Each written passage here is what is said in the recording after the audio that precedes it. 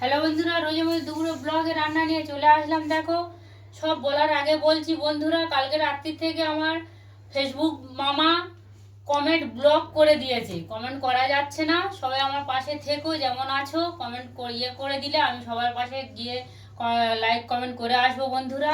তো রান্না নিয়ে চলে এসেছি। রান্না কি করেছি দেখো, এখানটায় মোচা রান্না করেছি। আজকে মোচার ঘন্ট করেছি, ছোলা, আলু আর চিংড়ি মাছ দিয়ে। আমি মোচা নিরামিষ করি না। আর ফোড়নে জিরে তেজপাতা ফোড়ন দিয়েছি, আদা রসুন পেঁয়াজ দিয়েছি, একটু গরম মশলা দিয়েছি, মিষ্টি দিয়েছি বন্ধুরা, দিয়ে মোচার ঘন্ট হয়েছে।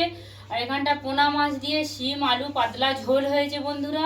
এতে 5 ফোড়ন আর একটু পেঁয়াজ ফোড়ন দিয়েছি, আদা জিরে বাটা দিয়েছি, টমেটো গ্রেট করে দিয়ে, আর পোনা মাছ বিনস আর শিম দিয়ে আলু দিয়ে পাতলা ঝোল হয়েছে।